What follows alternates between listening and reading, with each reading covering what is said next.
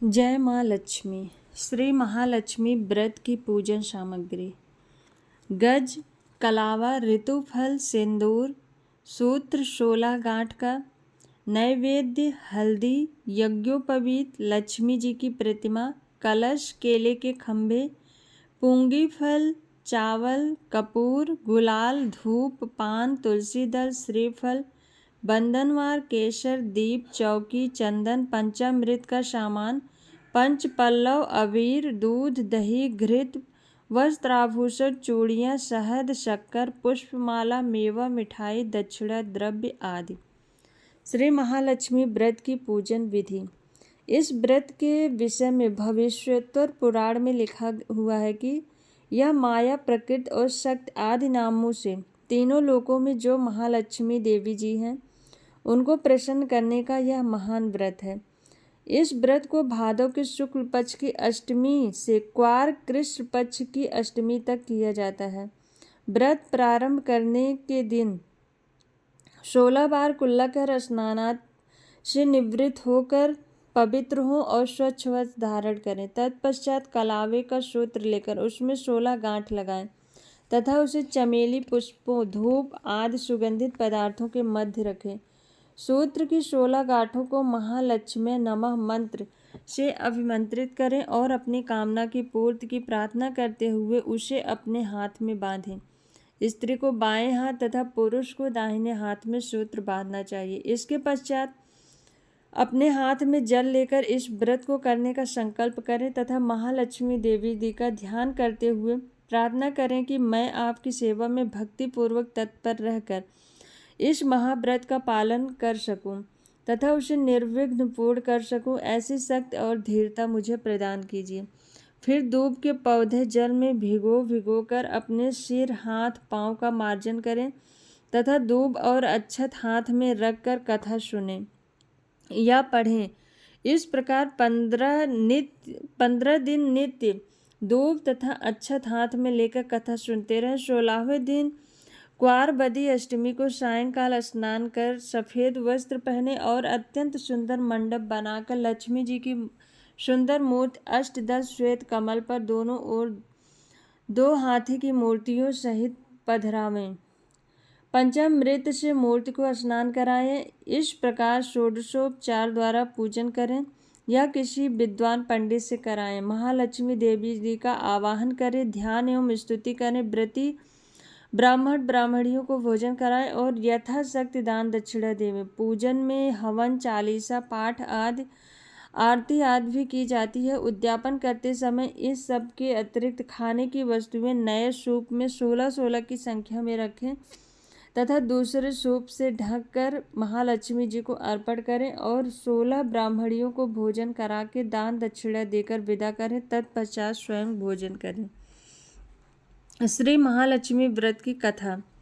एक समय धर्मराज युधिष्ठिर ने श्री कृष्ण भगवान को प्रसन्न चित्त देकर कहा, हे त्रिलोकीनाथ, समस्त ऐश्वर्यों के स्वामी, आप कृपा कर कोई ऐसा व्रत बतलाइए जो समस्त व्रतों में श्रेष्ठ एवं ऐश्वर्य सुख देने वाला हो। व्रत को करके मनुष्य नाना प्रकार के सुख, स्त्री पुत्र, आयु, महल, हाथी घोड़ा का फल भोग सके। श्री कृष्ण जी बोले, हे राजन सुनो, सतयुग में जब वृत्तासुर आदि असुरों ने स्वर्गलोक पर अपना अधिकार कर लिया था तब दुखी हो इंद्र ने ऐसा ही प्रश्न देवर्षि नारद जी से पूछा था। यह सुन नारद जी बोले, हे देवराजेंद्र, मैं तुमको एक ऐसा उपाय बताता हूँ जो सर्वमंगलकारी है। इस विषय में एक वृत्तांत सुनो। प्राचीन काल में एक बहुत ही सुंदर अपूर्व नगर था। वहाँ की भूमि बड़ी रमणीक थी। तरह तरह के रत्नों से विभूषित भूमि एवं पर्वत थे। यहाँ सुंदर चंचल नेत्रों वाली स्त्रियों के बाण रूपी कटाक्ष से कामदेव तीनों लोगों को वश में करता था। उस नगर में चारों पदार्थ धर्म, अर्थ, काम और मोक्ष थे। उसकी विचित्र रचना देखकर विश्वकर्मा भी लज्जित होते थे। उस नगर में मंगलसेन नाम का एक राजा राज्य करता था। उसकी चिल्ल देवी और चोल देवी नाम की 2 रानियां थीं। एक दिन राजा अपनी प्रिय रानी चोल देवी के साथ अपने महल की छत पर बैठा हुआ था। वहां के उसने समुद्र के जल से घिरा हुआ एक रमणीक स्थान देखा। उसे देखकर राजा प्रेमातुर हो अपनी प्रिय रानी चोल देवी से बोला, हे सुमुखे, देखो यहाँ पर तुम्हारी प्रसन्नता के लिए एक नंदन वन को लज्जित करने वाला एक सुंदर बाग लगवाऊंगा। और अपनी प्रियतमा को प्रसन्नार्थ राजा ने बगीचा लगवा दिया।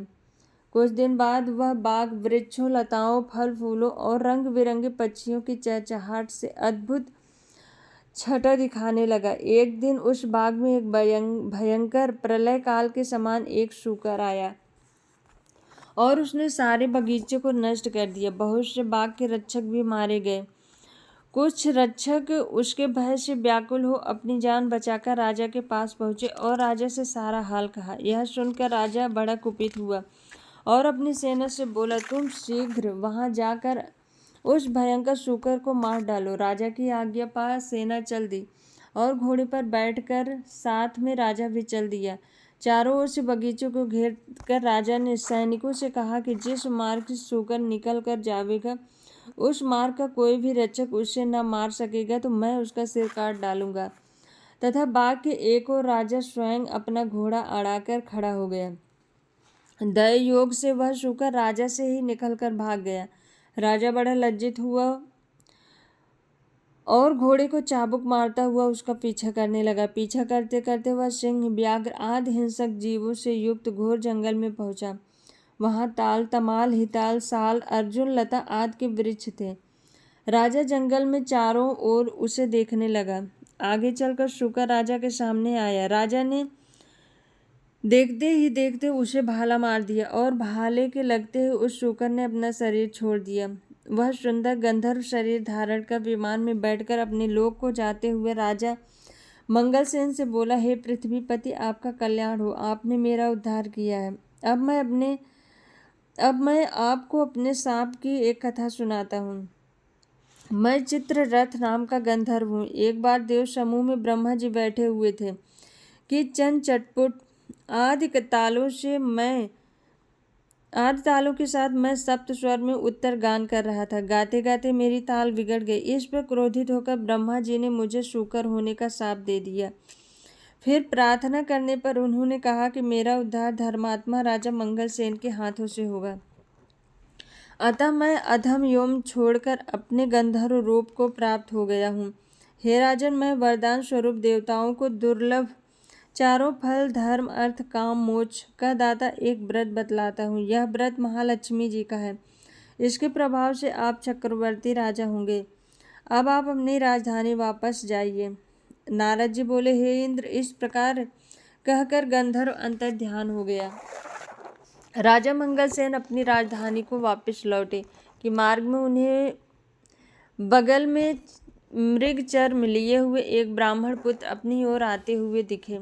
राजा मुस्कुराते हुए उनसे बोले, हे बटुक, तुम देवता, दैत्य, गंधर्व अथवा राक्षस, इनमें से आप कौन हैं? मुझे सच सच बता दें, जो आप इस घोर जंगल में आए हैं। यह सुनकर ब्राह्मण पुत्र राजा को आशीर्वाद देते हुए बोला, राजन, मैं आपके ही देश में पैदा हुआ हूँ और आपके साथ ही साथ यहाँ आया हूँ, अतः मुझे यथोचित आज्ञा दीजिए।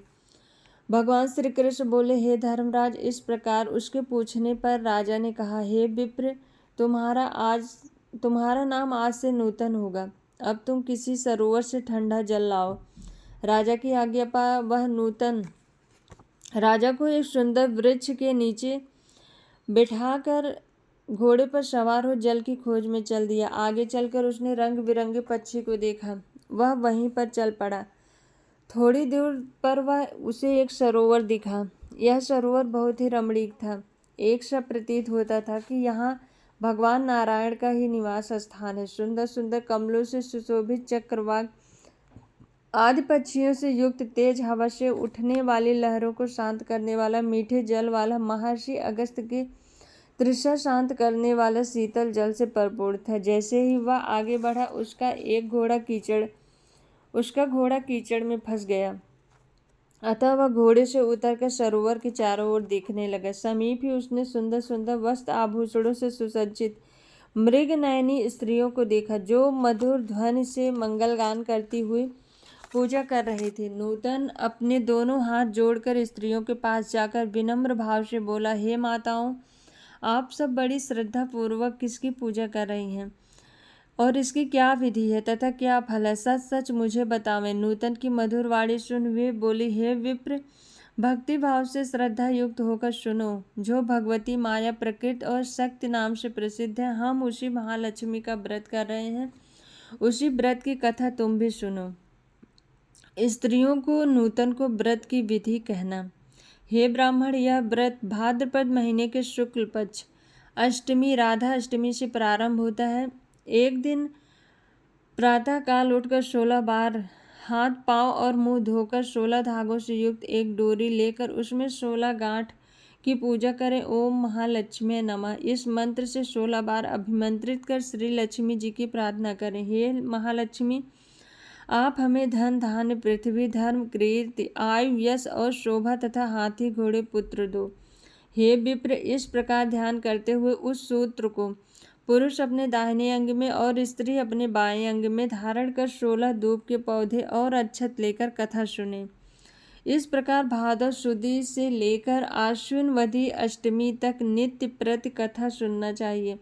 तत्पश्चात अष्टमी के दिन रात्रि के समय जितेंद्रिय व्रत कर्ता को स्नान कर श्वेत वस्त्र धारण करके पूजा गृह में जाना चाहिए और पूर्व की ओर मुख करके पवित्र आसन पर बैठकर सफ़ेद मोतियों से युक्त अष्टदल का कमल बनावें।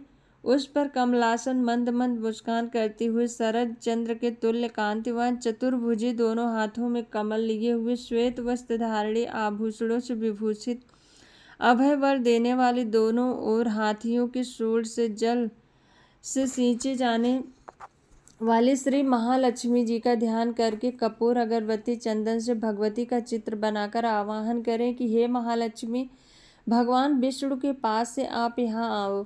आपके लिए मैंने षोडशोपचार पूजन सामग्री एकत्रित की है। हे विप्र, इस प्रकार 16 दिन समाप्त होने पर व्रतकर्ता को श्रद्धानुसार उद्यापन करना चाहिए। उद्यापन विधि इस प्रकार है। स्वर्ण के पत्र से गऊ के सींग मड़वाकर तथा 16 सोना एवं अन्न वस्त्र आदि किसी वेद पाठी ब्राह्मण को दान में दें। यदि इतना न कर सके तो यथाशक्ति द्रव्य दे दें अथवा 16 ब्राह्मणों को जिमा कर वस्त्र आदि की दक्षिणा दें। हे विप्र पुत्र, हमने तुमको सर्वोत्तम व्रत बतला दिया है जिसके करने मात्र से इच्छित फल प्राप्त होता है। इस व्रत को तुम करो, अपने राजा से कराओ और जो श्रद्धा से करना चाहे उससे भी कराओ। भगवान बोले, हे युधिष्ठिर, इस प्रकार इस व्रत को स्त्रियों के मुख से सुनकर नूतन बड़ा प्रसन्न हुआ और उनको प्रणाम कर अपने घोड़े को कीचड़ में से निकालकर ठंडा पानी पिलाया और कमल के पत्ते का दोना बनाकर उसमें पानी से घोड़े पर बैठकर राजा के पास आया। राजा को जल पिलाकर नूतन बोला, हे राजन, आज मैं यहाँ पर जो कुछ स्त्रियों से सुनकर आया हूँ उसे ध्यान से सुनो। इस प्रकार सारा हाल सुनकर उस व्रत को नूतन और राजा दोनों ने किया। इस व्रत के प्रभाव से ब्राह्मणों में श्रेष्ठ ब्राह्मण नूतन और राजा में श्रेष्ठ राजा मंगल हो गया। तदुपरांत राजा ब्राह्मण को साथ ले घोड़े पर सवार हो अपने नगर को चल दिया। राजा का आना सुनकर सभी नगरवासी बड़े प्रसन्न हुए और भेंट आदि वस्तुएं लेकर बाजे के साथ राजा की आगवानी करने चले आए। चारों ओर घंटा और घड़ियालों से शब्द गुंजायमान हो गए। ऐसा मालूम होता था खुशी के मारे सारा नगर नाच रहा है। 16 श्रृंगार की ये गजगामिनी स्त्रियां भी मंगल गीत गाती हुई राजा की आगवानी को आई। नगरवासियों द्वारा सत्कार किया गया। राजा ब्राह्मण नूतन के साथ घोड़े से उतरकर अपने महल में रानी चोल देवी के पास गया। रानी चोल देवी राजा के हाथ में सूत्र बंधा देख क्रोधित हुई, परंतु क्रोध को छुपाकर विचार करने के लिए राजा शिकार के बहाने किसी अन्य स्त्री से प्रेमालाप करने लगा है। इसी कारण इसकी बाह में उस स्त्री ने अपने सौभाग्य के लिए यह डोरा बांध दिया है और साथ ही मुझे देखने के लिए इस ब्राह्मण को भेजा है। अतः क्रोधित हो उसने डोरे को राजा की बाह से तोड़कर फेंक दिया।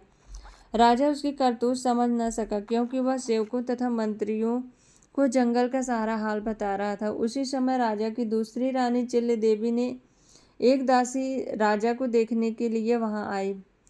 उसने भूमि पर पड़े उस डोरे को उठाकर उस ब्राह्मण से डोरे के बारे में सारा विवरण पूछा। दासी ने सारा विधान जानकर अपनी स्वामी चिल्ल देवी से जाकर कहा कि वह राजा का सूत्र कहा और राजा का सूत्र भी उसे दे दिया।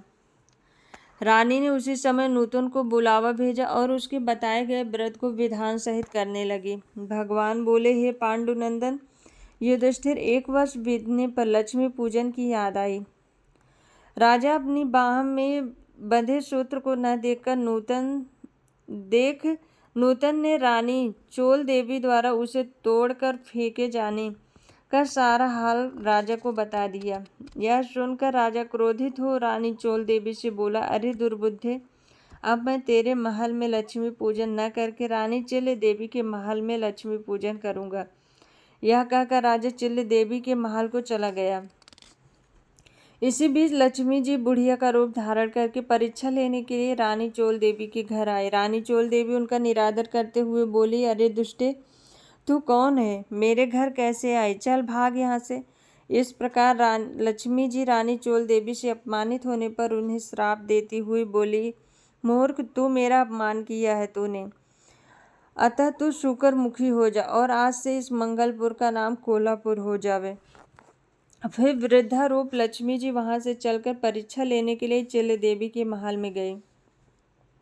वहां रानी ने उनका बड़ा सम्मान किया। रानी से सम्मानित हो लक्ष्मी जी ने वृद्धा का रूप त्याग साक्षात अपने लक्ष्मी स्वरूप धारण कर लिया। यह देख रानी चिल्ल देवी ने लक्ष्मी जी को साष्टांग प्रणाम कर बड़े प्रेम से नाना प्रकार से उनका पूजन किया। भगवती लक्ष्मी चिल्ल देवी से प्रसन्न होकर बोली, हे चिल्ल देवी, मैं तुमसे बहुत प्रसन्न हूँ, मन चाहा वरदान मांग लो। चिल्ल देवी बोली, हे सुरेश्वरी कमलासन अम्बे, जो भी प्राणी इस व्रत को करे और जब तक चंद्र सूर्य आकाश में रहे तब तक आप उसके घर को संपूर्ण ऐश्वर्य से परिपूर्ण रखें, उसके घर में आप सदैव विराजमान रहें, वह मेरे पति सहित आपकी ये कथा सारी पृथ्वी पर विख्यात हो। हे धर्मराज, रानी से भगवती लक्ष्मी तथास्तु कह वहीं अंतर ध्यान हो गई। तत्पश्चात राजा मंगल ने अपनी रानी चिल्ल देवी के साथ बड़ी श्रद्धा से पूजन व्रत किया। दुराचारी रानी चोल देवी ईर्ष्यावश होकर रानी चिल्ल देवी के महल में जाने लगी। वहां बैठे पहरेदारों ने उसे अंदर जाने से रोक दिया, क्योंकि लक्ष्मी जी के शाप के कारण वह शूकर के समान दिख रही थी। रानी दिखलाई नहीं देती थी, परंतु तब वह दुखी हो जंगल में महर्षि अंगिरा के पास गई।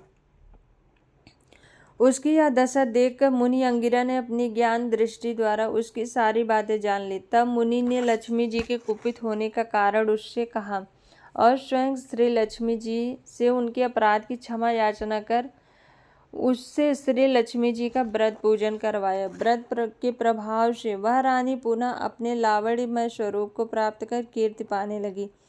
तदंतर उसी वन में राजा शिकार खेलने को गया। वहां मुनि अंगिरा की कुटी में रूप लावण्य से युक्त उस अनुपम देवी को देखकर राजा मंगल बोला, हे महर्षि, यह अपनी सुंदरता से इस वन को प्रकाशमान करने वाली स्त्री कौन है? इसका कारण मुझसे कहो। राजा की बात सुन महर्षि अंगिरा ने उसकी सारी कथा सुनाकर रानी चोल देवी उसे सौंप दी। राजा प्रसन्नचित्त हो रानी चोल देवी को साथ लेकर महल अपनी राजधानी लौट आया और रानी चिल्ल देवी सहित पृथ्वी के नाना प्रकार के भोग भोगने लगे। दोनों रानी बड़े प्रेम से मिलकर रहने लगी और राजा की सेवा करने लगी। राजा मंगल पृथ्वी के समस्त सुख भोग कर अंत में स्वर्ग को गया और मंगल नक्षत्र के नाम से विख्यात हुआ। नारद जी बोले, हे इंद्र, समस्त व्रतों में श्रेष्ठ श्री महालक्ष्मी जी का व्रत मैंने तुमसे कहा। जो व्यक्ति इस व्रत को करेगा वह धर्म, अर्थ, काम, मोक्ष चारों पदार्थों का भागी होगा। अतः तुम भी इस व्रत को करो, जिससे धन, धान्य, भूमि, कीर्ति, आयु, यश, शोभा, घोड़ा, हाथी, पुत्र, पौत्र आदि प्राप्त हो और तुम्हारी कीर्ति फैलती रहे। इंद्र नारद जी को प्रणाम कर अपने लोक को गए और व्रत को किया। भगवान श्री कृष्ण बोले, हे युधिष्ठिर, नारद जी से देवराज इंद्र द्वारा पूछे गए श्रेष्ठ व्रत को मैंने तुम्हें बता दिया है, जो सांसारिक और पारलौकिक सुखों को देने वाला है। इस प्रकार ये व्रत कथा संपूर्ण हुई और उसके पश्चात श्री महालक्ष्मी चालीसा का पाठ करें, फिर आरती करें, महालक्ष्मी स्तुति करें, महालक्ष्मी अष्टक का पाठ करें और अपने व्रत को संपूर्ण बनाएं। पूजा में हुई त्रुटि के लिए माता लक्ष्मी से क्षमा याचना करें। हे माता, पूजा में हमसे जो त्रुटि हुई है उसके लिए हमें क्षमा करिए और पूजा में हुई कमी को पूरा करते हुए हमारी पूजा को स्वीकार करिए। बोलो माता लक्ष्मी की जय, महालक्ष्मी की जय।